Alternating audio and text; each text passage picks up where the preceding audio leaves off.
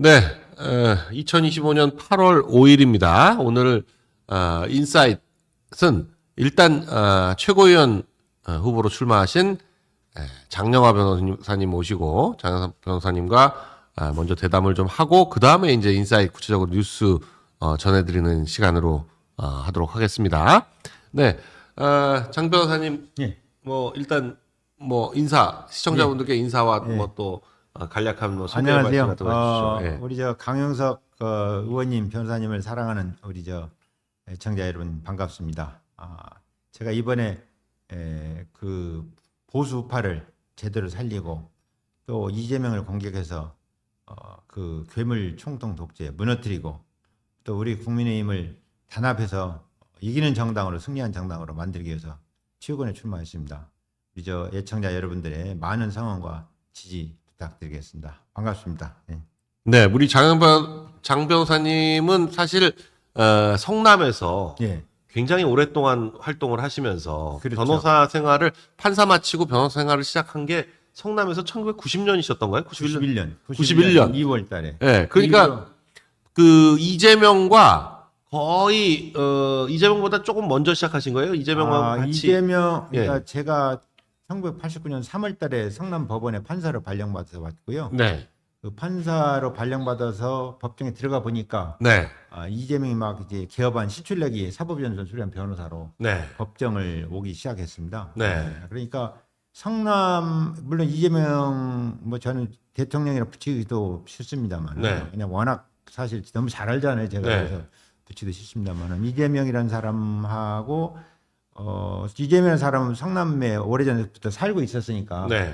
근데 이제 법조 생활은 성남 법조 생활을 함께 한 거죠. 네. 그러다가 이재명은 이제 시장 되고 도지사 되고 이제 그 당대표 되고 대통령 돼가지고 이제 그 성남을 떠나서 지금 국회의원 되면서 성남 떠났죠. 인천 계양을에. 네. 그러면서 이제 그때부터 인연을 알고 지냈죠. 인연 맺었다기보다는 알고 지냈죠. 그때부터. 예. 그런데 워낙 뭐 이제 성남에서 오랫동안 같이 활동을 하셨으니까 예. 우리 장 변호사님이나 이재명도 그렇고 지금 성남시장이신 신상진 시장도 예. 그렇고 예. 세 분 다 성남에서 워낙 오랫동안 그렇죠. 활동을 하신 그렇죠. 거잖아요. 예, 예. 지금 성남에 와 있는 국회의원들이야 뭐 안철수, 김은혜, 예. 뭐 그러면 제가 그 성남 민주당 쪽 의원들도 다 그냥 잠깐 왔다 가고 그렇죠. 왔다 가고 그랬지만 그래서 지금 이수진 의원 네. 같으면 성남에 아마 자기 투표도 못하지 않았을까 싶은데. 그냥 마지막에 공천 받아가지고. 그러니까 예. 총선 앞두고 그냥 벼락같이 이제 네. 와가지고. 누가 날아가면서 받은 거잖아요, 그것도. 그 윤영찬 의원이 네. 이제 그 NT 이재명 해가지고 이제 날아갔죠. 네, 그러면서 이수진 당시 비례였던 그 그렇죠. 의원을 예, 예. 임명을 하고 같은 이름 예. 이수진을 하나는 그 지역구는 날리고 비례는 살리고 뭐 예. 그렇게 했던 거 아니에요? 경선이라는 형식을 취했지만 네. 명심이 노골적으로 반영된 거 아닌가 그렇게 생각을 합니다. 근데 지금 그 이수진 의원도 또 시끄럽더라고요. 그 안에 뭐 밑에 그러기도 하고요. 예. 그러기도 하고 예. 무슨 뭐 그 시의원이 한 분 이제 적어서 뭐 탈당하기도 했고 또 여러 가지 뭐 범죄 문제도 좀 있는 걸 알고 있고 네. 그다음에 아마 그분 중원구의 동 위치나 동명도 제대로 알까 의문스러워요. 이제 1년 조금 넘어서. 그러니까요. 예. 그러니까. 그리고 성남에 원래 산 적도 맨날 없고. 이제 예. 당선돼서 중앙 활동 맨날 하니까 동명이야 기억을 하겠지만 동이 어디쯤이냐 좀 그려봐라 하면 아마 못 그리지 않을까. 그 도봉구에서 안규령도 자기 동도 아닌데 가가지고 예, 길 건너편 시장 가서 예. 선거운동하고 그랬었잖아요. 그렇죠. 안철수도 처음에 상계동 가가지고 그런 예, 일 예, 했었고 예, 의정부 가서 선거운동하고 그런 일 했던 것처럼 사실 그 다 같은 동처럼 보여도 이렇게 선 딱 그어가지고 여기까지가 하고 여기까지가 아니고 그렇잖아요. 그러면 예를 네. 들어서 이제 중원구의 상대원동 같으면 그것이 분구돼 가지고 1, 2, 3동이 있어요. 네. 그럼 1, 2, 3동 표시해봐라 하면 못 아마 찾죠. 많이 헷갈릴 거예요. 네. 어디가 대략적 위치를 그려봐라 하면 못 그릴 거야. 아마. 네. 그러니까 지금 성남에서 가장 오래된 정치인은 역시 우리 장 변호사님 또 이재명, 신상진 그리고 그렇죠. 김태년도 그렇죠. 꽤 오래됐죠. 김태년도 오래됐죠. 네. 예. 네. 예, 그러니까 그렇게 하고 계신 정치 거고. 시작한 것은 김태년이 그렇게 오래 안 됐습니다만은 사는 건 오래됐죠. 네.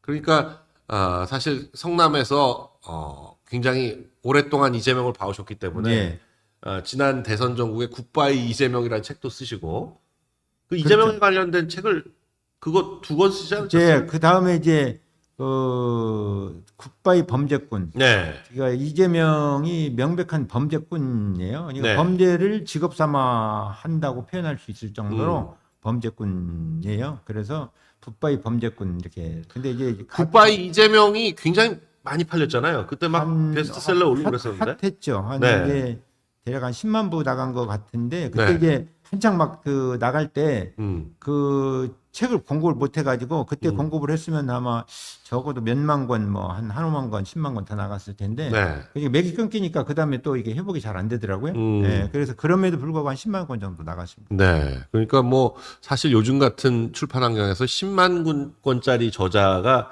쉽지 않은데. 그런데다가 네. 이제 이 문화 출판계에도 지금 좌파들이 많이 장악을 하고 있고 웬만한 책 안 좌파들은 내주죠. 네. 적극적으로 이제 사주기 때문에 네. 좌파들은 뭐 부수가 많이 올라가지만 보수 우파들은 그 10만 권 넘기가 정말 쉽지 않죠. 네. 예.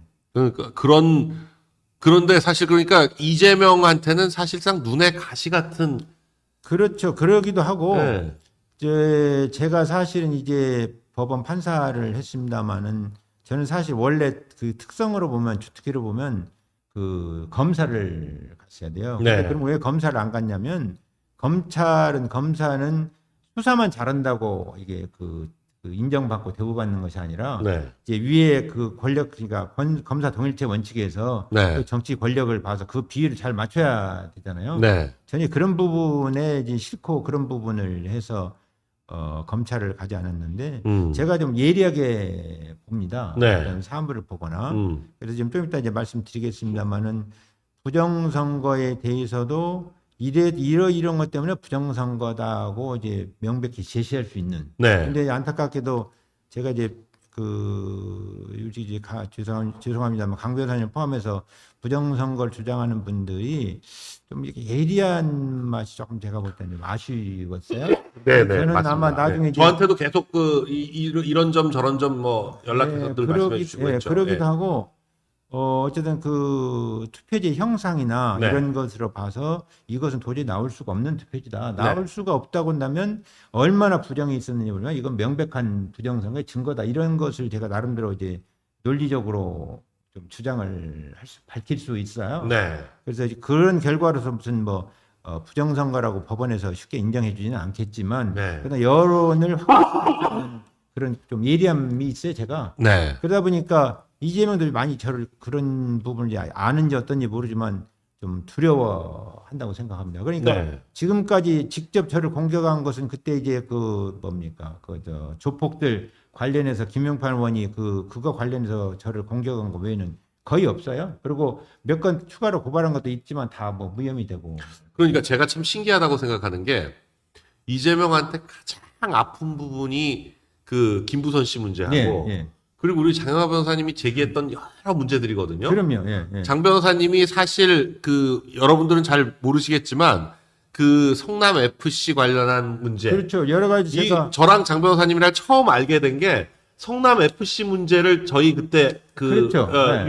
유튜브에 예, 방송에 나와가지고, 예. 와서 말씀하시겠다고 예. 해가지고 오셔가지고 예. 그때 모동희 선생님하고 같이 예. 오셔가지고 예. 그런 얘기들을 하면서 알게 됐는데 그렇죠. 예. 굉장히 하여간 그 이재명의 정말 뼛속 깊은 곳까지 조목조목 말씀을 하시고 그게 결국 정권 바뀌니까 바로 기소가 다 됐잖아요. 예, 네. 제가 제기한 부분들이 사실 이제 그 검찰과 수사기관과 1대1로 토론해서 하면은 유죄로 인정돼서 기소될 것들이 많이 있는데 저는 권한이 없고 조사 고발했다 하더라도 이제 조사 받는 입장이고 네. 이제 권한을 검사들이 가지고 있기 때문에 그걸 뭐 이제 극복하는 게 어렵습니다만은 객관적으로 토론하면 제가 검사들을 충분히 너끈하게 노가웃 시킬 수 있고 그럴 수 있을 것들이 많이 있습니다. 있음에도 네. 불구하고 이제 그 이재명 사건은 제가 수도 없이 사실 고발했어요. 아마 전체 고발한 거 따지면 아마 한 20-30건 엄청나게 많이 고발하셨어요. 네. 대부분 다 무혐의 되고 네. 피치 못할 거 어쩔 수 없는 것만 몇 개가 지금 기소가 되는 거예요. 네. 2018년도에 그 선거법 뭐 권순일 대법관 그것도 제가 고발한 것이고 네. 그 뒤에 이제 성남 FC도 제가 고발했고 지금 다 저도 기억할 수가 그러니까 없습니다. 사실 그 이재명이 제일 칼을 갈아야 된다면 오히려 우리 장 변호사님만 공격을 해야 되는데 예. 이재명 공격을 의외로 김부선 씨도 못합니다. 그렇고 장 변호사님도 그렇고 별로 공격을 안 해요. 김부선 씨는 이제 사실관계 한 번도 고발한 적이 없잖아요. 예, 김부선 씨에 대해서는. 예, 직접 이제 고발한 것은 없고 저도 이제 사실은 고발을 몇 번 하기는 했습니다만은 네. 어설프게 고발을 해서 뭐 별로 제가 신경도 안 쓰는. 이재명이 직접 고발하진 않았잖아요. 그렇죠. 주변 네. 사람 이재명 누구 특성이 주변 사람이 한 거죠. 이재명 네. 특성이 음. 예를 들어서 지금 저는 그렇게 생각을 합니다. 이재명이 수도 없이 돈을 받았을 것이다 확신하고 있는데 직접 만지는 것이 아니라 정진상이나 김용이나 유동규나 측근들 통해서 이화영이나 이런 사람들 통해서 받듯이 직접 만지지를 않습니다. 그래서 아하. 지금까지 어떻게 보면 이제 자기 우겨 제끼고 살아남은 그 이제 뭐 비법이라고 할까 아주 그러니까 영악한 사람이죠. 그러니까 굉장히 영악한 사람이고 사실 이재명의 주특기는 가스라이팅입니다. 네. 대외적으로 제가 처음 말씀드리는 것 같습니다만은 그러니까 지금 정권을 지금 이재명 대통령이 됐잖아요. 뭐 부정선거를 해서 된 걸로 저는 생각을 합니다만. 네. 대통령이 돼서도 국민들을 가스라이팅 해가지고 국민들이 거기에 속아 넘어갈 수밖에 없게 만들어서 그러니까 오죽하면 저는 그렇게 생각을 합니다. 이재명을 지지하는 사람이 크게 두 부류로 나눌 수 있는데 잘하는 사람은 이재명을 지지하는 사람이 없다. 다만 극히 소수가 권력이나 이권을 위해서 이재명 옆에 붙어 있거나 아니면 나머지는 이재명을 잘 모르고 지지하는 사람들이다. 예를 들어서 개딸들 하는데 개딸들조차도 이재명 실체를 잘 모르죠. 뭐. 그러니까 이재명 지지하는 사람들이 이제 진영 논리에서 지지를 하거나 또는 뭐 잘 모르고 지지하거나 그렇게 또 유도를 해요. 이재명 가스라이팅을 해요.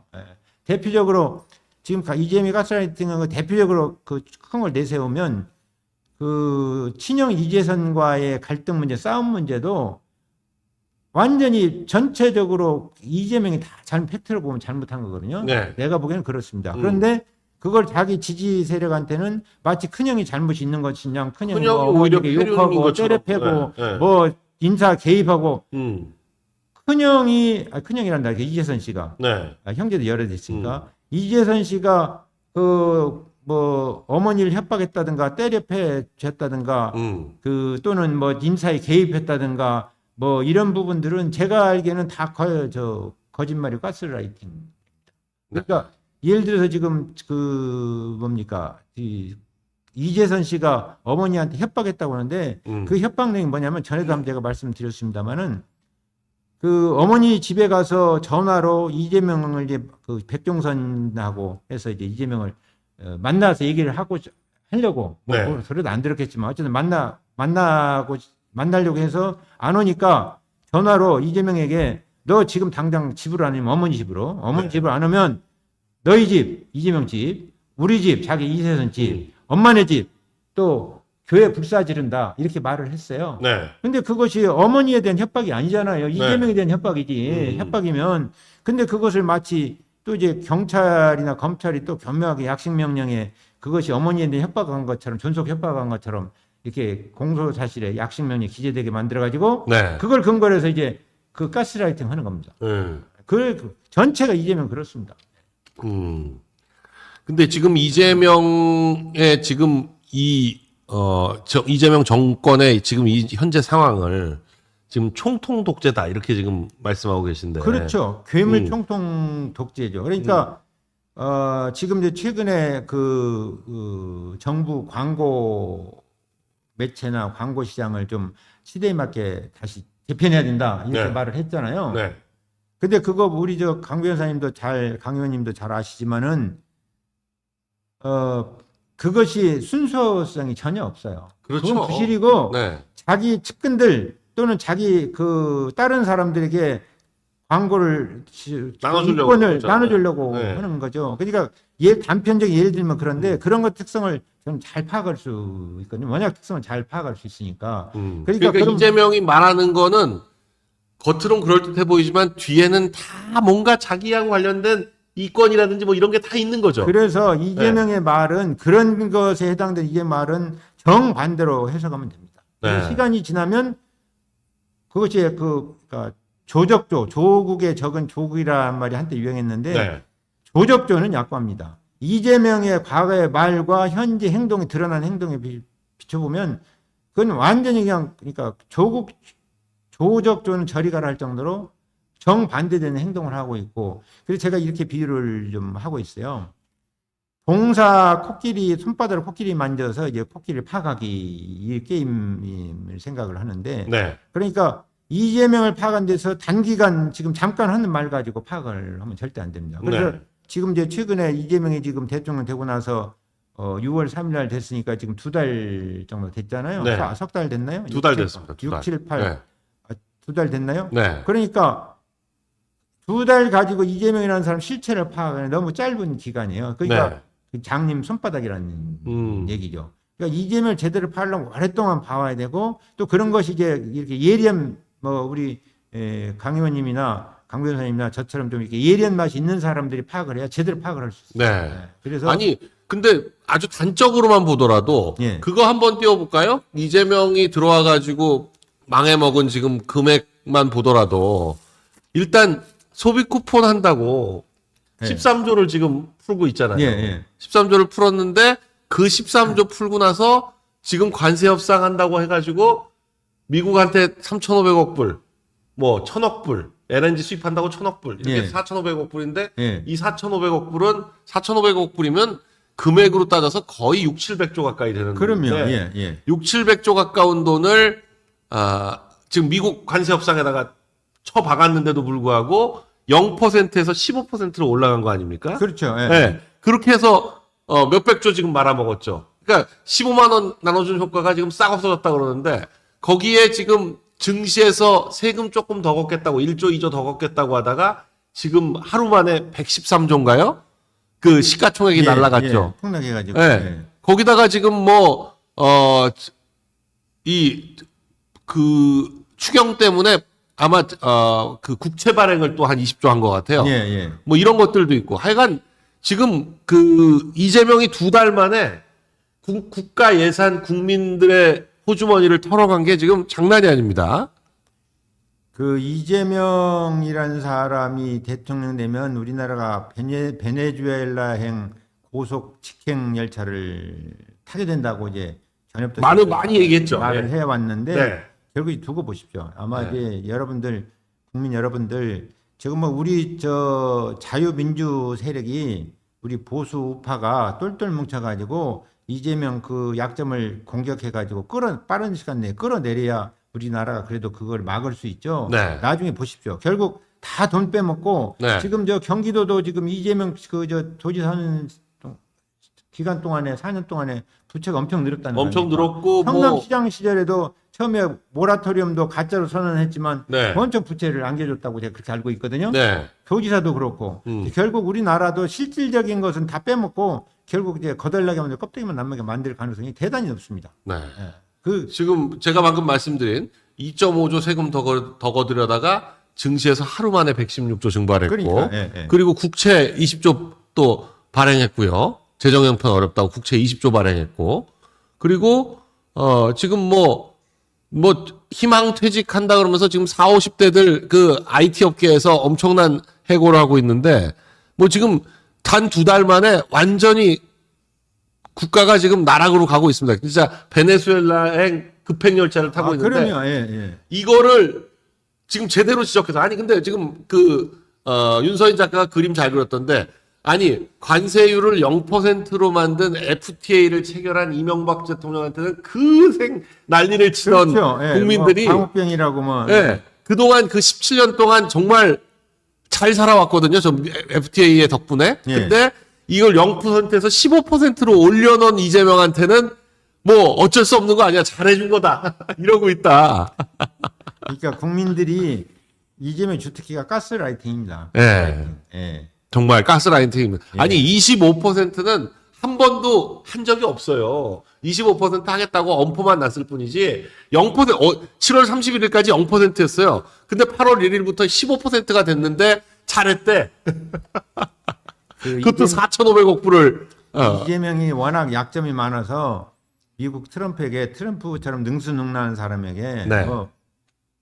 그리고 두려웠을 겁니다. 아마 트럼프 대통령이. 네. 그 대표적으로 뭡니까? 그 북한의 그 저 이화영 부지사 그 북한 방문하겠다고 해가지고 저 80만 불인가요? 네, 뭐 800만 불인가요? 800만 불이죠. 800만 불인가요? 네. 그거 갖다 준 것 때문에 미국에서 언제든지 사실 그저 제재하면 제재하는 그러니까 거죠. 제재하고 네. 형사사법조차에서 극단적으로 지금 뭐 대통령 인 동안에는 그렇게 하지 않겠지만 그러면 속된 세상 사람 하는 말로 채 가서 당신 저 이게 사법 절차에 응하게 만들고 여론화시키면 중남미의 대통령들은 실제로 그렇게 한 예가 많이 있습니다. 그러니까 예, 미국이 그렇게 한 예가 많이 있어요. 그러니까 예. 지금 뭐 멀리서 찾을 필요도 없이 브라질 같은 경우에 지금 현재 룰라가 전직 대통령 보소나르를 내란죄 쿠데타 혐의로 지금 체포하고 막 그러고 있으니까 예.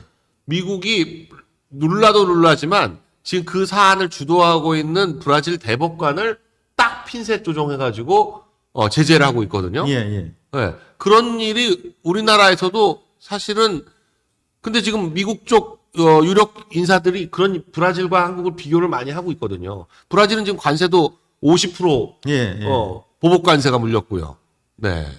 지금 우리나라도 지금 이게 그 우선 뭐 그 관세 협상이 타결됐다고 해서 안심할 것도 아닌 것 같고요. 네. 어쨌든 근데 아직 지금 그 구체적으로 구체적인 얘기를 안 해요. 서면으로 그 뭐가 안 나왔어요. 네, 체결된 게 지금 내놓지 못하고 있잖아요. 네. 그러면서 쌀하고 쇠고기 어떻게 됐냐 좀 자세히 알아보자 그러니까 대통령실 반응, 이재명실 쪽 반응은 국익에 손상이 된다. 그 구체적으로 알려고 하면 국익에 손상된다. 백악관 쌀개방 발언 진위 따지는 건 국익에 도움이 안 된대. 진위를 따지면 안 돼요? 그 어쨌든요. 네. 지금 이제 국민의힘이 전당대회를 지금 오늘 내일 당원 3천 책임 당원 3,000명 네. 일반 국민 중에서 지지정당 없는 당원과 국민의힘 지지 성향 가진 일반 국민 중에서 지지정당 없는 국민들과 이제 그 국민의힘 지지하는 국민들을 상대로 3,000명씩 여론조사를 해가지고 이제 8대2로 하나요? 네, 최고위원 같은 경우는 8명을 추려요. 지금 네. 이제 12명인데 저기 4명은 책임당원 쪽 비율하고 여론조사의 비율이 8대2인가요? 5대5? 아니요. 지금 이번에 오늘 내일 조사해가지고 7일날 발표하는 것은 5대5입니다. 5대5. 네. 5대5고 그다음에 이제 20일날하고 21일날 국민 여론조사와 책임당원 투표 이제 최고위원의 경우는 이제 1인 2표로 하는데요. 네. 그것은 이제 그 8대2 책임당원이 8 일반 국민이 2입니다. 그러니까 이 방송을 보고 혹시 그 전화 받는 국민의힘 책임당원이나 네. 우리 저 자유민주 세력인 그 우리 그 국민들께서는 최고위원은 저 장량을 꼭 좀 이렇게 선택해 주시면 정말 이재명을 효과적으로 공격을 해서 그러니까 제가 이제 최고위원 출마한 것은 그겁니다. 뭐 최고위원으로서 한계가 있겠지만 어쨌든 최고위원으로서 반드시 국민의힘이 자유민주 세력이 이기는 정당, 이기는 세상을 만들겠다. 그러면 첫째는 효과적으로 상대방을 공격해야 되는데 이재명에 대해서 저만큼 잘하는 사람이 아마 거의 없을 겁니다. 그러니까 사실관계는 모른다 하더라도 그것이 아는 사실 어떤 의미를 갖는가에 대해서 저는 거의 정확히 알거든요. 네. 그래서 이재명을 효과적으로 공격해서 무너뜨리고 두 번째 그다음에 우리 국민의힘이 결국 이승만 대통령께서 말씀하셨다시피 뭉치면 살고 흩어지면 죽는 거거든요. 네. 그러니까 기본이 이기는 건데 최고의 혁신은 이기는 것이 최고의 혁신 아닙니까? 그럼 내년 지방선거에 이겨야 됩니다. 그러니까 이기려고 그러면 지금 뭐 대표고 최고위원이고 임기 뭐 2년이라 그러지만 내년 지방선거 지면 끝나는 거예요. 그러니까 네. 이기려고 그러면 뭉쳐야 되고 뭉치는 것이 최고의 혁신이고 그러면 우리가 지금 그러니까 뭉치는 것이 결국 최고의 혁신이다. 이기는 것이다. 이것을 이제 그 설득을 하고 앞장서 가지고 그 이기는 정당으로 그래서 승리하는 정당으로 이렇게 만들겠다는 각오가 있고요. 아까 네. 부정선거도 말씀드렸습니다면 제가 갖고 있는 이제 사진이라든지 여러 가지 저 자료들이 있거든요. 네. 그것을 이제 제가 최고위원이 되면 공개 발언할 때 하루에 한 꼭지씩 그 문제 제기를 하겠다, 터뜨리겠다. 물론 이제 많은 이미 기왕에 나와 있는 것이지만 그것이 왜 부정선거인가, 논리적으로 왜 부정선거인가 하루에 한 꼭지씩 터뜨려서 결국 그것이 여론화되게끔. 근데 이제 그러면 여러분들이 아마 이런 생각을 가질 거예요. 당신이 그렇게 잘 알면 왜 부정선거를 앞장서 투쟁하지 왜 않느냐. 그런데 세상 모든 것은 다 때가 있거든요. 네. 이게 아시겠습니다만은 전도에서 보면 세상 만사가 다 때가 있다. 네. 뭐 들어갈 때가 나올 때가 있고 심지어 죽일 때가 있고 살릴 때가 있고 그렇다 하듯이 이 나설 때가 있는 거거든요. 그리고 나설 여건이 돼야 되는 거거든요. 네. 그러니까 지금 부정선거를 앞장서서 투쟁한다. 제가 지금 가서 한다고 해서 그것이 그러니까 제 정치적인 입지만 곤란해지고 약화되지 그것이 효과적으로 되게 어렵거든요. 그러니까 제가 국회의원이 됐으면 네. 국회의원으로서 그런 것을 하나씩 기자회견을 해가지고 이제 또는 뭐 밝혀가지고 여론화 시키겠지만 지금 안타깝게도 아쉽게도 제가 국회의원 당선이 못했잖아요. 그러면 네. 최고위원이 돼서 최고위원 회의 할 때마다 공개할 때마다 한 꼭지씩 해서 제가 갖고 있는 거 최대한 밝히고 터뜨리고 그다음에 이제 부정선거에 관심 있는 분들이 관련 자료를 가지고 있으면 그걸 저한테 주시면 제가 그걸 나름대로 검토해서 이건 터뜨려도 되겠다. 네. 제가 적을 수 있는 것을 터뜨려서 그야말로 이 부정선거 여론을 대대적으로 확산시켜서 이재명 정권을 뒤집는데 아웃시키는데 제가 크게 기여하겠다 이런 생각을 가지고 있는 겁니다. 네. 지금 사실 며칠 전에 이제 정청래가 민주당 대표로 전당대회에서 예. 대표가 됐는데 정청래 일성이 강선우를 전화해서 네. 울타리가 돼주겠다. 그리고는 국힘은 인정할 수가 없다. 손을 안 잡겠다. 오늘도 국회의장하고 야 4당 대표를 만났다고 하는데 국민의힘 말고 다른 야당이 뭐가 있죠? 근데 그 다른 당들은 다 어차피 민주당 그 2중대, 3중대들 아니에요. 조국당이니 뭐니 이런 당들은. 그 사람들만 만나고 국민의힘은 안 만났다. 지금 그러고 있으면 안 만난다 그러고 있습니다. 그리고 뭐 노골적으로 국힘을 해산시키겠다. 이거 어떻게 해야 됩니까, 지금? 그래서 네. 효과적으로 싸우고 투쟁하고 해야 됩니다. 결국 네. 정치는 상대선을 추구하는 것으로서 상대 게임인데 네. 상대가 힘이 얼마나 있고 우리가 얼마나 있느냐. 일반 전쟁하고 똑같죠. 선거나 정치도 냉정한 전쟁이니까. 분석을 하고. 그러니까요. 네. 네. 이제 냉정한 분석을 하고 효과적인 공략을 하고 효과적인 무기를 투하를 해야 되고. 네. 그래서 지금 이제 그 말씀을 들으니까 제가 지금 조만간 이제 제가 해병대 최해병 네. 사건을 수사했던 박정훈 수사단장 있잖아요. 네.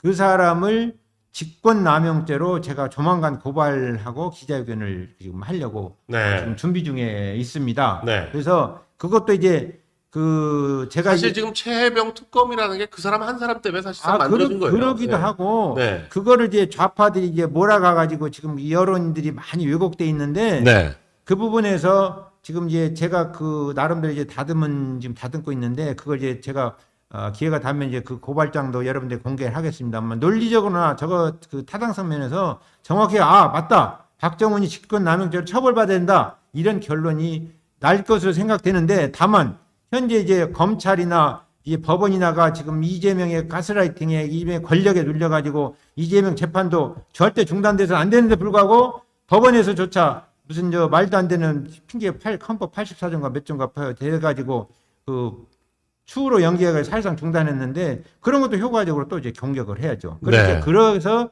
그렇게 해서 아마 그 부분이 뭐 유죄로 결론 나올 가능성은 낮다고 생각하지만 법리적으로는 예를 들어서 지금 2018년도에 이재명의 공직선거법 허위사실 공표죄가 법리적으로는 당연히 유죄가 나와야 되지만 권순일 같은 그러니까 말도 안 되는 그런 사람들 때문에 그것이 뒤집어졌고 윤석열 대통령의 탄핵도 사실 탄핵이 인용되면 안 되는데 말도 안 되는 이제 헌법재판관들 또 지금 누구야 문영배가 나와서 뭐 그랬더군요. 거기서 뭐 결과를 해서 무슨 서로 간에 이제 설득을 했다. 그 말이 안 되잖아요. 네. 헌법과 법률과 양심에서 그 결론 내야 되는데 그렇게 말도 안 되는 설득을 해가지고 결론을 네. 이런 것이 횡행하는데 그런 것에 대해서도 더군다나 지금 우리 강 변호사님도 그렇고 저도 그렇고 법조인으로서 제가 아까 말씀드렸다시피 좀 예리하게 볼 수 있잖아요. 네. 그걸 예리하게 지적을 해서 반드시 국민의힘이 이기도록 이재명 정권 괴물 독재 정권 괴물 총통 독재 정권을 무너뜨리도록 제가 최선을 다하겠습니다. 네. 창의님 감사합니다. 사랑해 주십시오. 네. 네. 이나리 사마님, 오석희님 감사합니다. 자, 근데 지금 최고위원 4명 그리고 청년 최고위원 1명 그리고 예. 당대표 1명 이런데 예.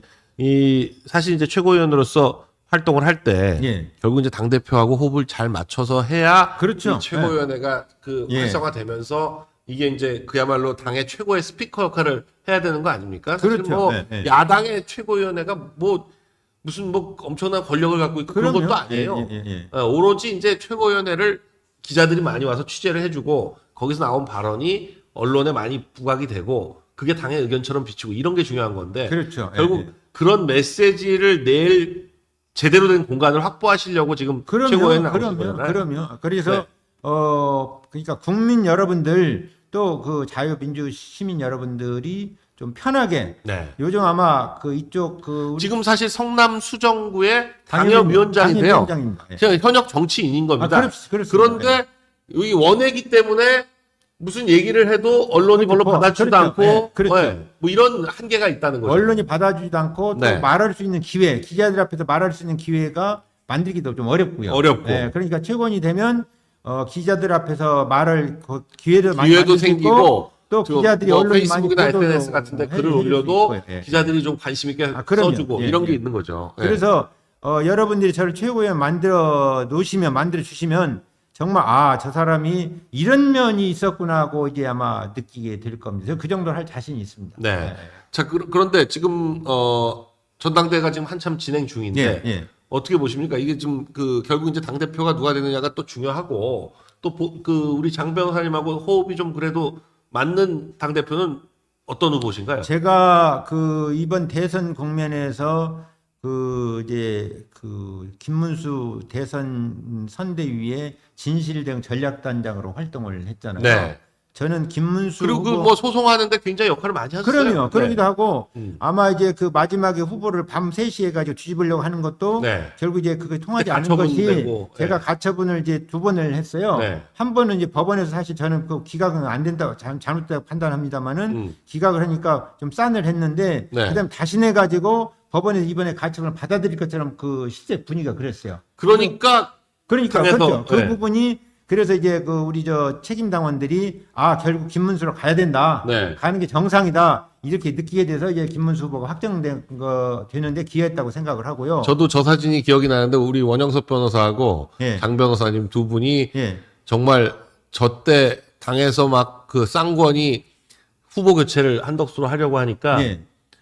국회의원들은 다 나가버리고 그러니까요. 결국 지나고 남은 사람이 몇 명 예. 없었는데 지나고 보니까 김문수 후보를 선택하기를 잘하지 않았느냐. 네. 만약에 한덕수 후보를 선택했으면 대선 치러냈을까. 이렇게 그렇죠. 좀 아마 많은 그리고 40% 국민들이나 넘기기 쉽지 않았을 거예요. 예, 네. 많은 국민들이나 우리 자유 시민 여러분들이 민주 세력 여러분들이 아마 충분히 공감을 할 수 있었을 것 같고요. 그다음에 한번 좀 드리고 싶은 말씀 뭐냐면 제가 이제 그래서 선대위에 계속 참여를 했잖아요. 네.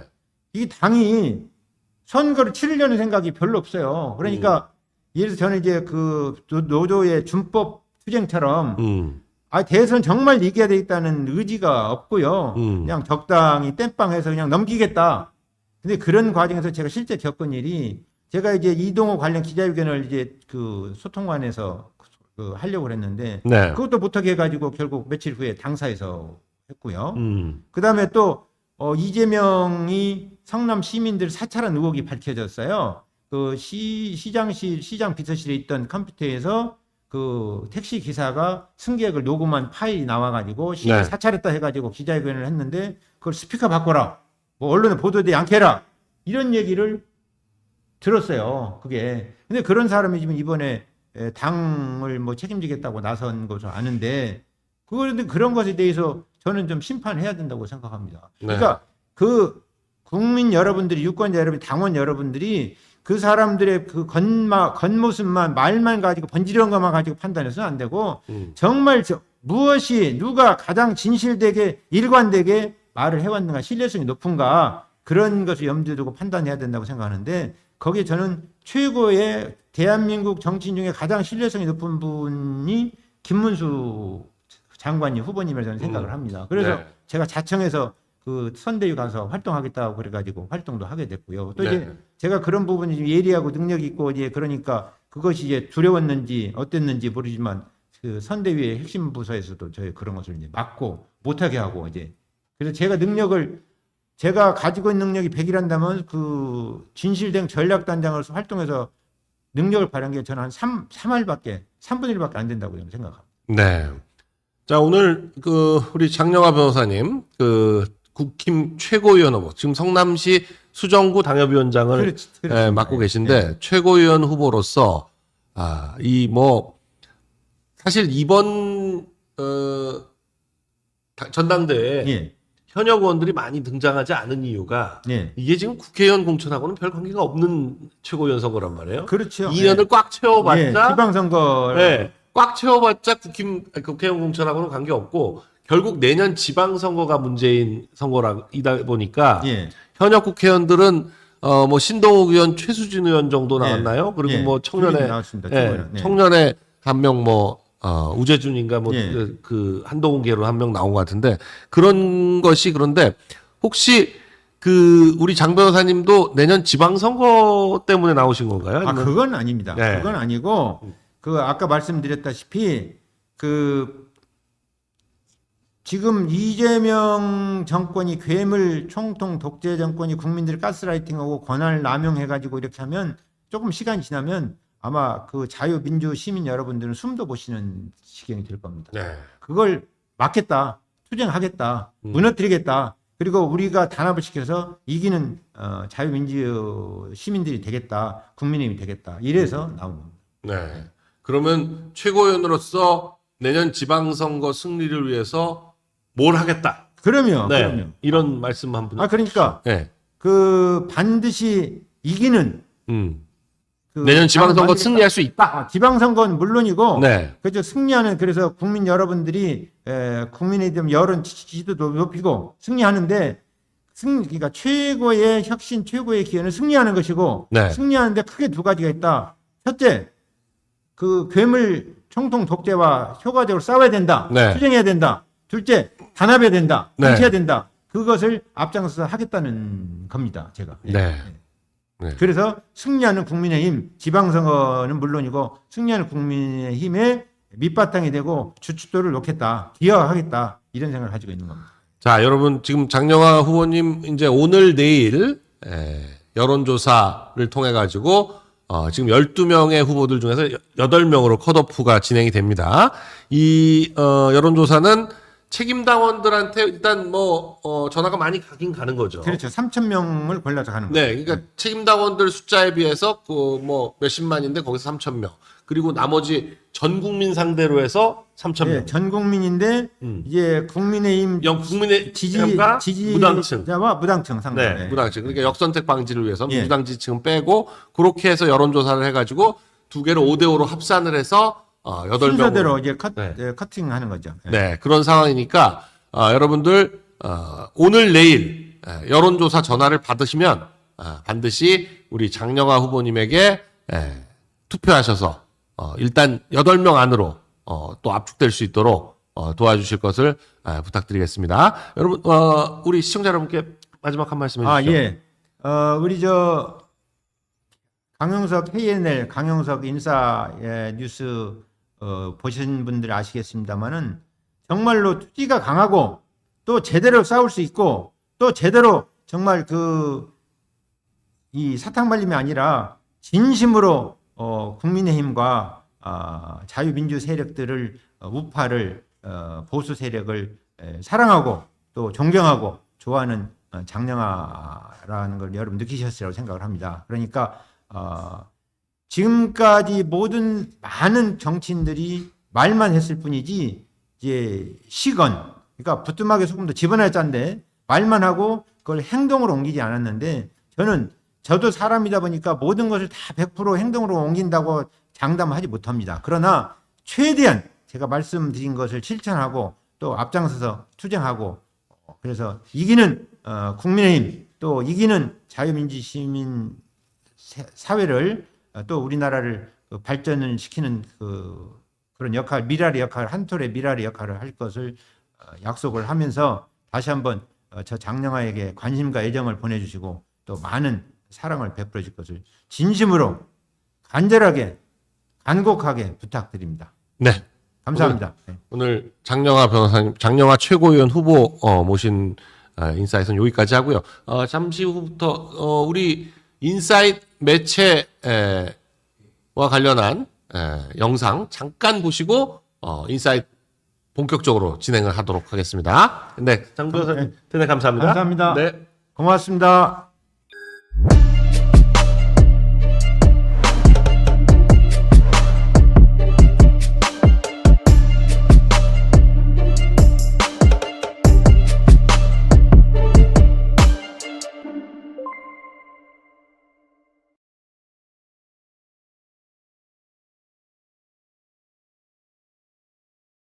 부동산 정책이 실패하니까 통계를 조작해가지고 국민들을 속여온, 그것도 한두 번이 아니고 2017년부터 워낙 많아가지고 거의 문정부 내에서 집값 통계를 102회 조작을 했다. 그러니까 사실상 문정부 내의 통계는 전혀 믿을 수가 없었다라는 거죠. 뭐 중국 통계 못 믿는다 이런 얘기는 뭐 늘 하는데, 우리나라가 이게 통계를 못 믿게 되면 모든 경제 정책이 이 통계청이 작성한 통계에 기초해가지고 회사들도 그렇고 정부의 정책뿐만 아니라 각종 기업이나 가계의 그 정책 방향도 정부가 내놓는 통계에 기반해가지고 계획이 생기고 거기에 맞춰서 운영해 나가는 건데, 이 통계가 잘못되면 국가 경제 전체가 흔들릴 수밖에 없다. 그런데 이런 통계뿐만이 아니라 국토부의 공시지가 이런 것들, 지가 상승률 이런 것들을 이렇게 마음대로 만지는데 여론조사도 얼마나 조작을 할지, 그리고 선거 조작은 또 얼마나 있었을지, 집값 통계 조작 문제도 3년 만에야 밝혀진 거 아니에요 지금? 그리고 문재인 정부 내의 모든 정책실장들이 다 관여했었다. 민간 통계가 나오니까 민간 통계를 제재해서라도 맞춰 나가자. 이런 문재인 정부 내에서 이루어졌던 수많은 조작 중에 하나가 역시 또 우리 이재용 회장의 재판이다. 이렇게 말씀드릴 수 있습니다. 제일모직과 삼성물산 합병을 둘러싸고 이게 상속을 위해 가지고 한 거다라고 해가지고 그냥 무조건 두드려 잡은 거죠. 이 상속 얘기를 꺼낸 건 참여연대에서 장하성, 김상조 등등이 꺼내기 시작해가지고 그 장하성, 김상조가 대거 문재인 정부 정책을 좌지우지하면서 이 삼성마저도 본보기를 보인 거죠. 장하성, 김상조가 떠오른 게 참여연대에서 삼성을. 이거 영상 끊어요. 네. 인사이트 오늘 오전 일단 그 장영하 최고위원 후보 모시고 최고위원이 되면 어떻게 할지, 국힘을 어떻게 끌고 나갈 것인지에 대한 얘기를 들어봤습니다. 지금 뭐 김민수 후보, 어제는 김태우 후보, 오늘 장영하 후보까지 세 분 모셔봤는데 모두 뭐 열심히 싸우겠다. 싸워서 싸우는 것만이 지금 생존할 수 있는 길이다. 뭐 이런 말씀들을 다 해주시는데, 정말 이렇게 지금 말씀하시는 것처럼만 싸우기만 하면 아주 잘 싸울 수 있을 것 같은데, 과연 이분들이 또 막상 되고 나면 싸울지 어떨지 우리가 잘 지켜봐야 될 것 같습니다. 네, 참 재밌는 뉴스로 먼저 시작을 해야 될 것 같아요. 우리 대표적인 좌파 배우죠. 정우성. 네. 좌파가 또 좌파 같은 행동을 했는데, 아니, 애는 이 여자한테 낳고 결혼은 저 여자한테 가서 하고, 참 이게 편하네요. 네. 근데도 또 이게 좌파 행세를 하니까 욕을 안 먹어. 대한민국에서는 좌파로 살아가는 게 참 편하다. 좌파로 살아가면 욕 안 먹는다. 이런 느낌인 게, 아니 이게 우파 배우가 만일에 이런 일 벌이면 지금 난리가 날 거예요. 진짜 가루가 되도록 깔 것 같은데, 아니 애는 이 여자한테 가서 낳는데 결혼은 또 오랜 연인 A씨와, 그러면 애를 낳을 때 이 여자는 연인이었어 아니었어? 그 얘기를 해야지. 애 낳을 때 그러면 작년 11월에 문가비하고 아들을 낳았는데, 그러면 작년 1월에 임신했다는 얘기인데, 그때 이 오랜 연인 A씨는 애인이었어 아니었어? 애인이었는데 문갑이랑 분가분가 해가지고 애는 뵌 거야? 그 애 뵌 10개월 동안은 애 뵌 건 알고 있었어 몰랐어? 아니 문갑이한테 얘기하는 것도 그 친자 확인 소송까지 해가지고, 그러니까 확인 소송을 했다는 친자 검사를 했다는 거는, 소송을 한 게 아니라 검사를 했다는 거는, 문갑이가 나 애를 뵀어요. 그러니까 내 애인지 어떻게 알아? 이거 아니야. 참 이거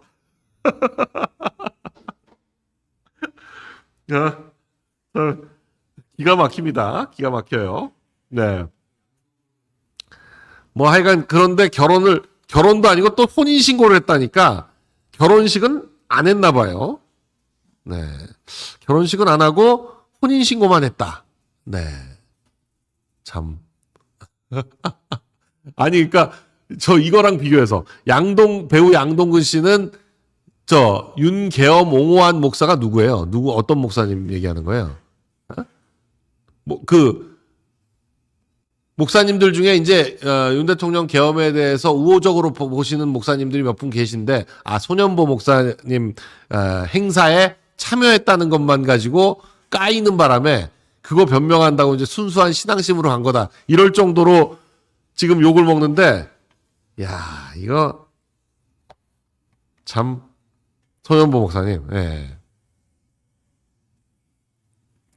박혜선님이 저보고 전향하라고 편하게 하시게. 네. 근데 또 이 배우도 상당히 좌파였던 것 같긴 한데, 송영규? 예. 조연으로 좀 인상적이긴 하죠. 근데, 가족과 별거하면서 결국 또, 극단적 선택을 했다. 네. 뭐, 하여간, 그렇습니다. 네. 자, 그런데, 뭐, 이 얘기는 이제 그만하고, 네. 자, 미국이냐, 중국이냐. 지금 미국은 아주 진지하게 우리한테 묻고 있는 거죠. 이재명한테 묻고 있는 겁니다. 미국이냐, 중국이냐 선택해라. 대만에서 전쟁이 났을 때 한국은 어떤 역할을 할 거냐. 이재명이 대선 때 분명히 그랬어요. 외계인이 침공하면, 그때 생각해보겠다. 라고 하는 것처럼, 외계인, 뭐 정확하게 뭐라 그랬죠? 외계인이 침공하면이라고 그랬던가? 뭐, 황당한 얘기를 했는데, 지금 대만의 전쟁은 지금 외계인 침공이 아니라 미국이나 중국에서는 올해냐 내년이냐 내후년이냐 2027년까지 3년을 가장 위험한 시기로 보고 있고 언제든지 일촉즉발의 상황으로 전쟁이 발생할 수 있다라고 보고 있는 사안이에요. 그걸 외계인 침공하고 비교한다는 것 자체가 국제 정세에 대해서 얼마나 이해도가 낮고 정세를 정확하게 모르는지 스스로 증명하는 그런 얘기입니다. 트럼프는 이번에 만일에 만나면 진짜 이걸 물어볼 수도 있어요. 이재명이 가장 곤란하게 생각하는 몇 가지 질문을 물어볼 수 있어. 왜 북한에다가 돈 보냈냐? 물어보면 어떡할 거예요? 안 보냈다 그럴 거야? 어떡할 거야? 그랬다가 뭐 주절주절 설명하면 제재 대상이네. 그리고 제재하면 어떡할 거야? 거기다가 대만하고 전쟁하는데 한국은 뭘 할 수 있어? 라고 물으면 어떡할 거야? 대만하고 전쟁은 외계인 침공이니까 외계인 침공되면 그때 가서 생각해보겠다. 그 말 또 할 수 있어요? 기자가 물을 때야 장난 삼아서 외계인이라고 그랬지만 트럼프가 묻는데 외계인 침공 얘기 할 수 있어? 지금 이 기사에도 정상회담에서 트럼프가 직접적인 대답을 요구할 수 있다. 명확한 답을 요구할 수가 있다라는 우려가 나온다는 거죠. 지금 방위비 정도가 문제가 아닙니다. 방위비 정도가 문제가 아니에요. 방위비야 1년에 미군이 한국에 주둔하는 거에 대한 비용 뭐 이런 걸 계산해가지고 뭐 1조 5천억이다 해가지고 1조 5천억 중에 몇 퍼센트를 부담할 거냐. 우리가 지금 거의 90% 이상 부담하고 있다는 거죠. 뭐 그런 식으로 계산해서 하는 게 가능하지만 대만과의 전쟁에서 한국의 역할을 규정해봐라 라고 하는 건 어마어마한 얘기입니다. 중국과 대만 사이의 전쟁이 벌어졌을 때 우리가 어느 정도 개입하느냐에 따라서 그 전비가 어느 정도 될지 예측할 수가 없습니다. 지금 우크라이나 러시아 사태를 보세요. 지원하는 미국과 EU 국가들도 어마어마한 돈을 쏟아붓고 있는데 직접 참전하지 않더라도 지금 우리도 양안 전쟁이 벌어지면 과연 어떤 후폭풍이 올지 예측도 불가능한 그런 상황입니다. 자, 지금 그 관세 폭탄을 브라질 커피 업계. 미국이 50% 관세를 매기니까 가장 난리 나는 건 브라질의 커피 업계인데, 브라질이 미국에 수출하는 물건이라는 게 뭐 그렇게 많지 않기 때문에 가장 큰 게 커피죠. 커피라서 커피 업계가 지금 난리가 났습니다. 사실 브라질 커피가 무슨 대단한 수준이 아니기 때문에 상대적으로 뭐 콜롬비아나 파나마나 이 열대 지방에 있는 중남미 국가들이 오히려 이제 브라질의 관세 때문에 반사 이익을 상당히 얻을 수 있는 그런 상황이 된 거죠. 그러다 보니까 중국이 오히려 우리가 수입해주겠다. 브라질 커피 우리가 수입해주겠다. 이러면서 브라질을 거들고 나섰습니다. 네, 거들고 나섰어요. 지금 트럼프의 관세 협상이 지금 뭐 전방위적인 게 인도의 모디 총리하고 마치 무슨 브로맨스로 뭐 대단한 형제를 과시하고 하더니만 인도가 좀 뻣뻣하게 나오니까 바로 관세 대폭 인상하겠다. 특히나 러시아의 지금 미국이 러시아 제재를 그렇게 하는 거 아니에요? 러시아 제재가 워낙 길어졌기 때문에 러시아 거를 직접 수입하는 나라는 없습니다. 그런데 러시아에 대한 관세가 문제가 아니라 러시아 거를 수입하는 나라에 대해서도 제재하겠다라고 하고 있는데, 러시아산 원유를 수입하는 대표적인 나라가 인도하고 중국입니다. 인도하고 중국이에요. 그러니까 중국은 뭐 지금 뭐 다양하게 협상을 진행 중이니까 인도에 대해서 러시아산 석유 사지 마라. 그랬더니 지금 러시아산 석유는 그 일반적인 원유 가격보다 훨씬 싸게 팔아요. 제재 대상이기 때문에 사실상 국제 시장 가격으로 못 팔고 그보다 훨씬 싸게 팔고 있기 때문에 인도나 중국은 그 싸게 사는 원유의 덕을 굉장히 많이 보고 있습니다. 그랬더니 미국이 그런 효과, 러시아산 원유를 사는 것도 사는 거지만 싸게 사는 효과를 상쇄시킬 만한 관세 부과를 하겠다. 이렇게 하니까 인도는 뭐 부당하다라고 하고 있는데, 인도에 대해서 25%뿐만이 아니라 여기에 더 추가한 관세를 매기겠다라고 하고 있어서 과연 얼마가 될지 모르겠습니다. 지금 이재명 휴가 가지고 이제 뭐 하고 있는지, 해변가 간 거는 사진이 한번 나왔는데 뭐 저도에서 5일간이나 뭐 하겠어요. 지금 2일날 갔는데 2, 3, 4, 5, 6, 7, 8, 9일날까지 4, 5, 6, 7, 8일까지 있겠다는 건데 8일까지. 그러면 심심하잖아요. 그러니까 그 저도에 9홀짜리 골프장이 있으니까 골프를 쳐. 와이프하고 이제 골프를 치겠죠. 그러니까 골프 치는 명분을 세워야 될 거 아니에요? 지금 뭐 수해로 난리가 났는데, 전라도에는 지금 뭐 비 피해가 어마어마하고 또 계속 비 온다 지금 얘기가 나오고 있는데, 명분이 없으니까 골프 외교. 말도 안 되는 무슨 골프 외교. 네. 골프 외교. 갑자기 하루 이틀 골프 연습하면 골프 외교가 돼요?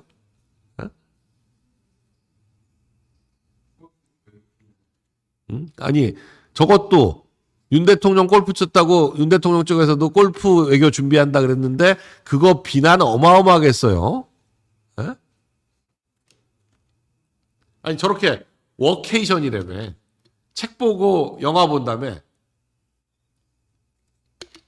보고서 읽기만도 바쁘다고 그러더니 갑자기 골프 외교를 준비하는 걸로 바뀌었습니다.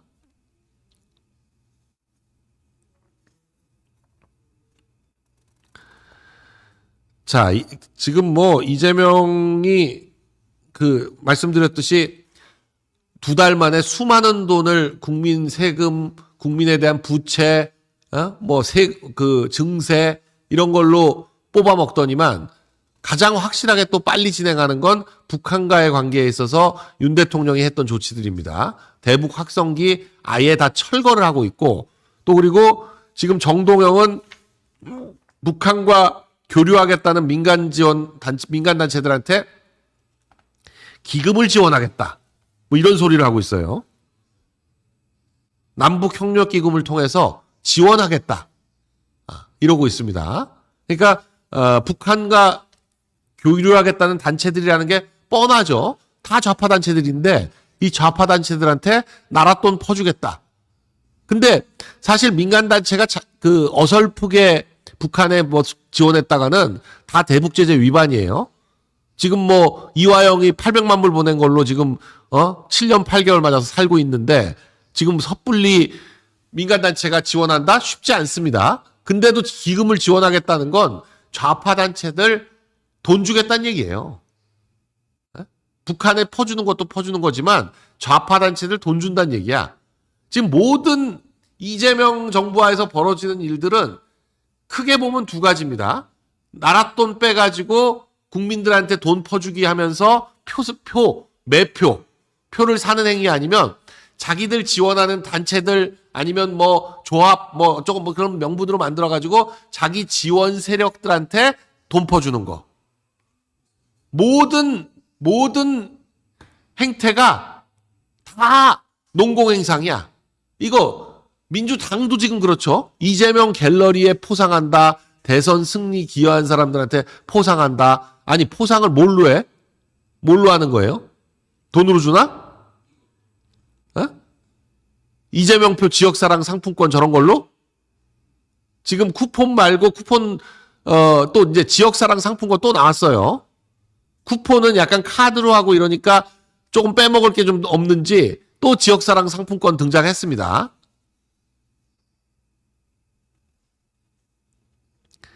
자, 이제 3,500억 달러 대미 투자 관련해서 약속은 해놓고 나서 무슨 돈으로 할 거냐? 했더니 이제 재계 쿡쿡 찌르고 다니고 지금 그러고 있습니다. 근데 재계에서는 아니 상법, 노란봉투법 이런 걸로 최대한 지금 회사들 다 망해먹게 만들어 놓고 무슨 돈은 또 돈대로 내란 소리냐? 이러고 있습니다. 최태원 회장이 협상이 마무리된 거라고 보기는 아직 좀 성급하다. 디테일을 좀 더 가져달라.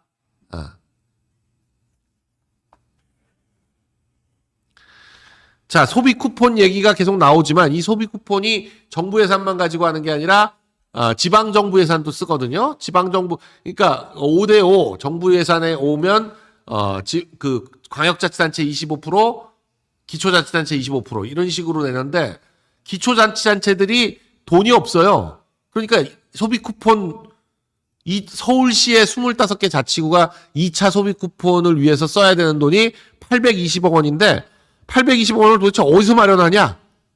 난리가 났다. 이런 얘기입니다. 그런데 정부는 돈 조금 나눠주고 비과세 감면 없다.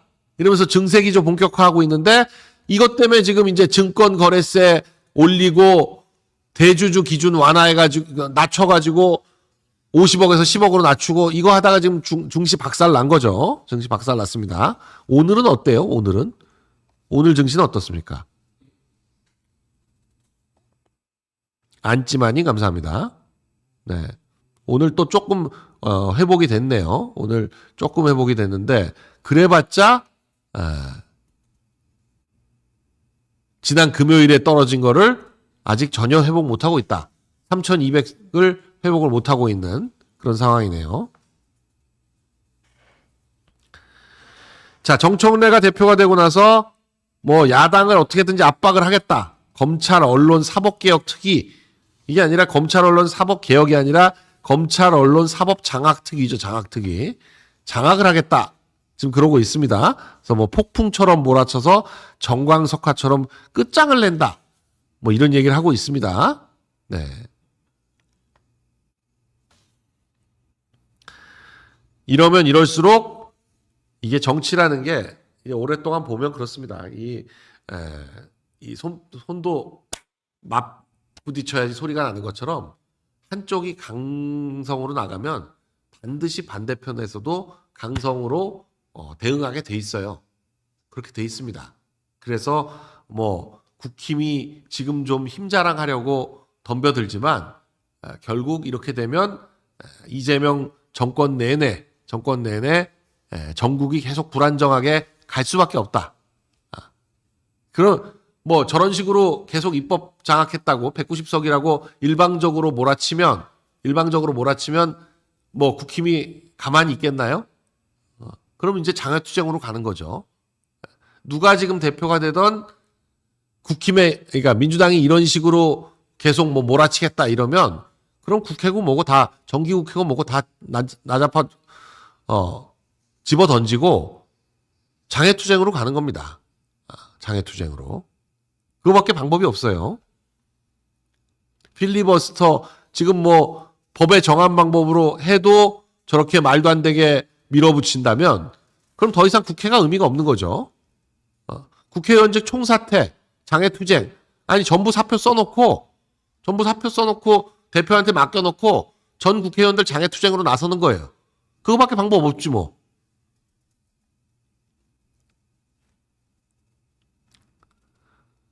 네, 보수지원금 첫 챗 릴레이 출근합니다. 맨스타인님 감사합니다. 안찌만님 감사합니다.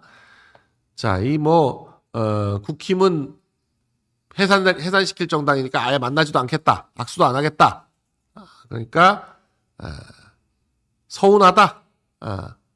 그러면 우리도 여당으로 인정할 수가 없다. 여당을 여당으로 인정하지 않겠다.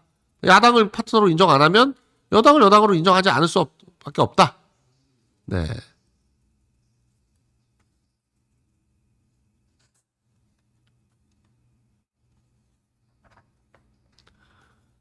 자, 주식 양도세로 하도 디고 나니까 빠른 시간 내에 정리하겠다. 지금 그렇게 얘기하고 있는데 과연 지금 이재명 대통령실 쪽에서도 여당의 입장을 달라 요청하는 걸 보면 다시 50억이든 뭐 30억이든 올라갈 가능성이 높아 보이네요.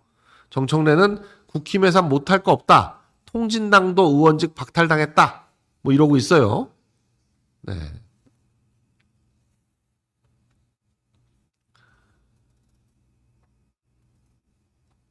조국 특별면회는 한 차례 다녀왔다.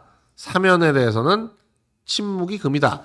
지금 사실 나경원 의원이 진작부터 그렇게 진단을 했지만 정청래가 당선된 것 자체가 지금 이재명 정부가 장악력이 약화되고 있다라는 신호라는 거죠. 신호라는 거예요. 이재명은 명백하게 박찬대를 밀었는데 김어준은 정청래를 밀었죠. 그러면서 김어준 방송에서 계속 출연시키면서 정청래를 밀었는데 그러니까 또 정청래는 되자마자 또 김어준 나가가지고 저런 얘기를 하고 있는데 이건 정청래는 또 그리고 자기가 다음번 대통령 하겠다 이런 꿈을 꾸고 있다는 거죠. 그러니까 현재 권력과 미래 권력 사이에 어떤 투쟁. 그러니까 박근혜 대통령 시대 때 초창기에 박 대통령이 한참 셌는데도 불구하고 서청원을 대표로 당선시키지 못하고 김무성이 대표로 당선됐거든요. 이 상황과 지금 굉장히 유사하다라고 보고 있습니다. 그래서 결국 이재명 정권의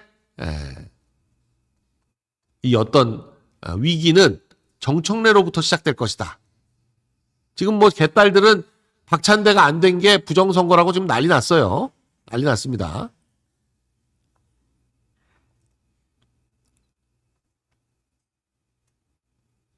그래서 나경원 의원은 뭐 당정 일치 얘기하지만 당정 대통령 일치 얘기하지만 미래에 위한 권력의 묘한 균열 이제 곧 볼 수 있을 것이다. 그리고 선명성 경쟁하면서 국민에게 손에 염장 지를 거다. 네.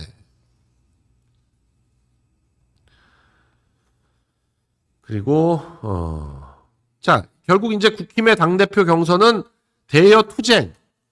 이게 지금 제일 중요하다. 정청래에 맞설 적임자가 누구냐 이걸 정하는 경쟁이 됐고 오늘 내일 여론조사로 5명 중에 1명을 탈락시킨다는 거죠.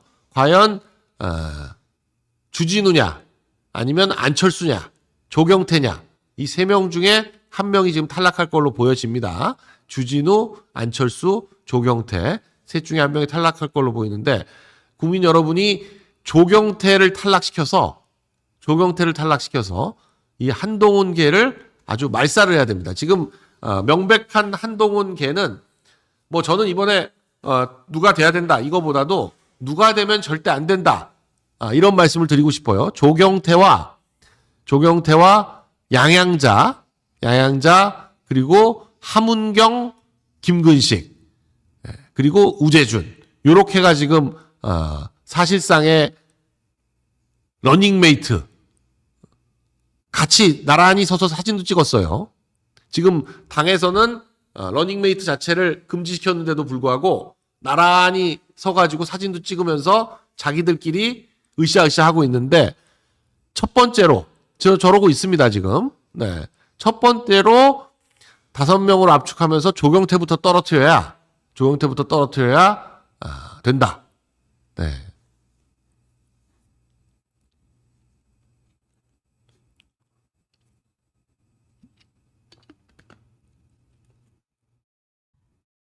마성 피데오님 감사합니다. 자, 뭐 필리버스터를 하고 있다라고 하는데 필리버스터가 과연 얼마나 의미가 있냐. 근데 저는 이걸 다시 한번 말씀드리고 싶은데 대통령실에서 쌀 육류 개방 없다라고 하면서도 진위를 따지면 국익에 손해될 수가 있다라는 얘기를 하고 있어요.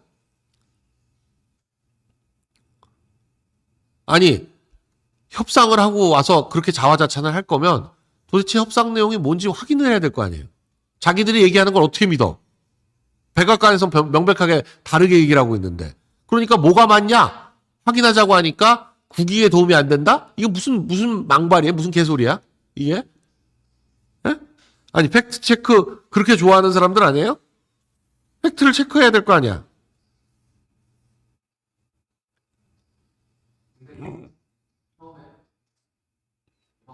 그러면서 세부 조건에 관한 추가 협상이 남아있는 상황에서 이를 더 건드리면 긁어부스럼이 될 수 있다는 점을 강조한 것으로 해석된다 라고 하고 있는데 그러니까 추가 협상이 남아있다는 건 협상이 안 됐다는 얘기 아니에요.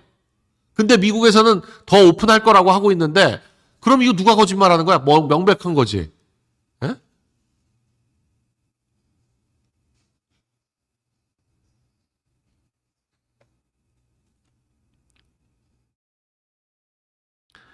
윤 대통령에 대한 지금 특검의 지금 칼춤이 지금 계속되고 있는데 윤 대통령 측에서는 지금 그 내의 문제도 전혀 사실이 아니다.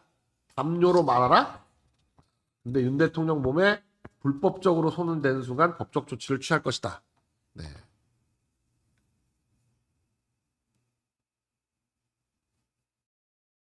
윤 대통령 측 변호인단은 형 집행법상 교도관이 강제력을 행사할 수 있는 7가지 조건에 윤 대통령이 전혀 해당하지 않는다.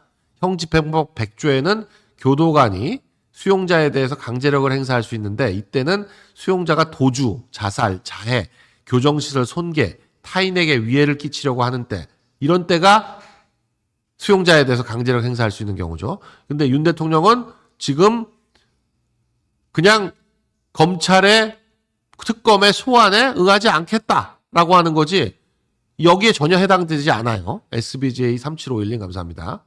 그래서 이걸 교도관들을 통해 가지고 물리력을 행사한다. 이 교도관들뿐만 아니라 이 교도관들에게 물리력을 행사하라고 지시한 사람까지 모두 법적 조치를 취하겠다. 네.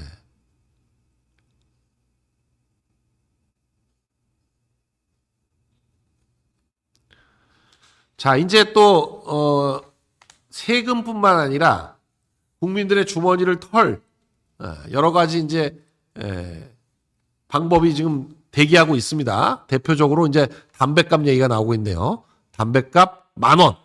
네, 10,000원. 이것도 지금 슬슬 분위기를 조성해 가고 있어요. 바로 뭐 10,000원으로 올려라 뭐 이러면서 전문가들이 요구하고 있는 것처럼 얘기하는데 지금 정은경도 복지부 장관이죠. 정은경도 뭐 10,000원 얘기를 하고 있는데 자, 담뱃값 10,000원 올리고 이제 세금 털기 시작했을 때 과연 국민들이 어떻게 반응할지 지금 15만 원 준 거 금방 잊어버립니다. 금방 잊어버려요. 지금 벌써 15만 원 줬던 거 증시 폭락하는 바람에 다 잊어버렸어. 담뱃값은 이제 올해 안에는 10,000원 얘기가 현실화가 되지 않겠나 그렇게 보여집니다. 자, 오늘 아침에 지금 전광훈 목사님 그리고 사랑제일교회 여기에 대한 압수수색 그리고 박성재 전 법무부 장관에 대한 압수수색 그리고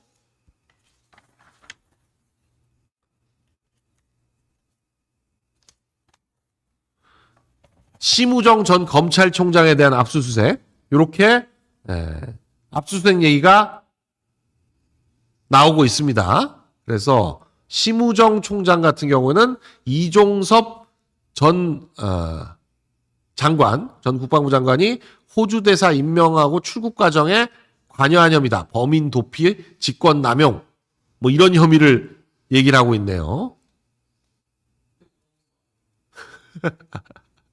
네, 이게 범인 도피와 직권 남용? 네. 이런 게 범인 도피와 직권 남용이 되면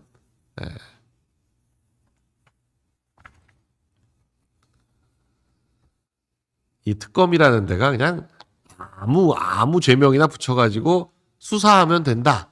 이렇게 생각을 하고 있는 것 같네요. 나중에 무죄가 나든 말든 상관없다. 그러나 이 심우정은 지금 여러 가지 생각이 많을 것 같아요. 네.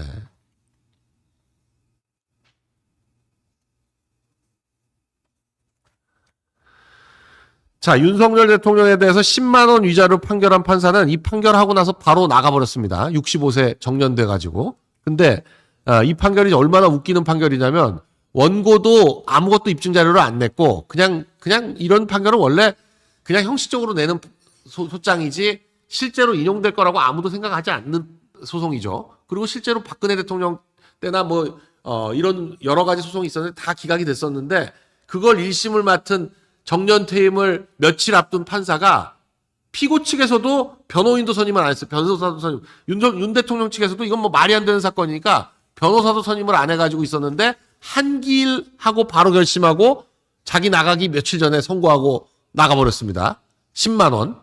그러니까 이게 지금 무슨 대단한 판례 나온 것처럼 생각해서 여기저기서 윤 대통령에 대해서 소송을 내는 것 같은데 그 소송 내면 나중에 소송 비용만 다 물게 돼요. 나중에 소송 비용만 다 물게 됩니다. 이거 100% 안 되는 사건이에요. 이 진짜 왜 3심 제도가 필요하냐면 이렇게 갑자기 또라이 짓을 하는 판사가 나오기 때문에 3심 제도가 필요한 거예요. 이런 거 2심, 3심 가면 당연히 기각됩니다. 그러면 1심, 2심, 3심 했던 소송 비용 윤 대통령 변호인 측에서 다 물리죠. 이거 소장 낸 사람들한테.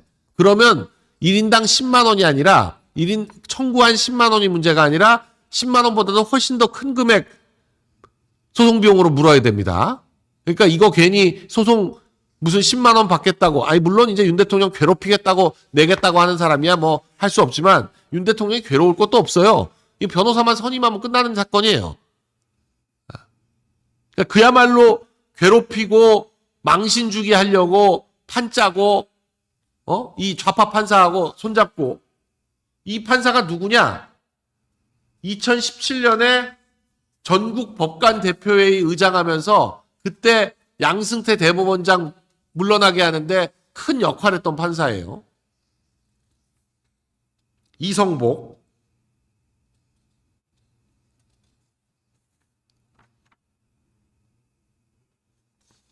그리고는 이 판결 내놓고는 정년 퇴임해서 나가버렸어요. 네. 이리스 와리리스님 감사합니다. SBJ님 감사합니다. 네. 자, 오늘 인사이트는 우리 장영하 최고위원 후보 먼저 모시고 진행을 했고요. 네.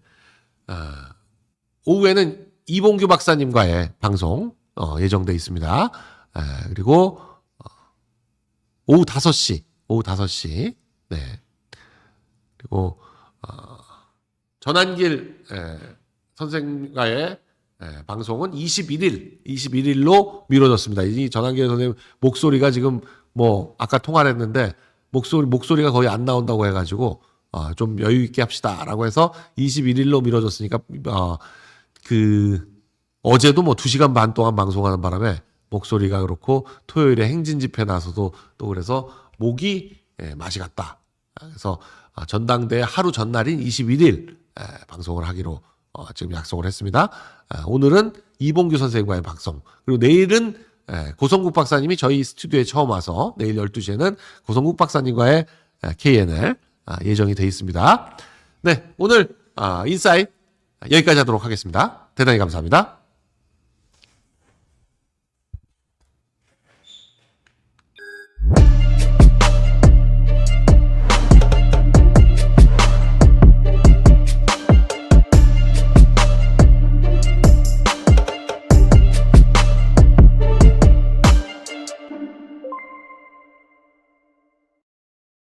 부동산 정책이 실패하니까 통계를 조작해가지고 국민들을 속여온, 그것도 한두 번이 아니고 2017년부터 워낙 많아가지고 거의 문정부 내에서 집값 통계를 102회 조작을 했다. 그러니까 사실상 문정부 내의 통계는 전혀 믿을 수가 없었다라는 거죠. 뭐 중국 통계 못 믿는다 이런 얘기는 뭐 늘 하는데, 우리나라가 이게 통계를 못 믿게 되면 모든 경제 정책이 이 통계청이 작성한 통계에 기초해가지고 회사들도 그렇고 정부의 정책뿐만 아니라 각종 기업이나 가계의 그 정책 방향도 정부가 내놓는 통계에 기반해가지고 계획이 생기고 거기에 맞춰서 운영해 나가는 건데, 이 통계가 잘못되면 국가 경제 전체가 흔들릴 수밖에 없다. 그런데 이런 통계뿐만이 아니라 국토부의 공시지가 이런 것들, 지가 상승률 이런 것들을 이렇게 마음대로 만지는데 여론조사도 얼마나 조작을 할지, 그리고 선거 조작은 또 얼마나 있었을지. 집값 통계 조작 문제도 3년 만에야 밝혀진 거 아니에요 지금? 그리고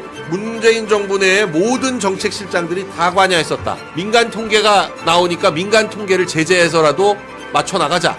이런 문재인 정부 내에서 이루어졌던 수많은 조작 중에 하나가 역시 또 우리 이재용 회장의 재판이다.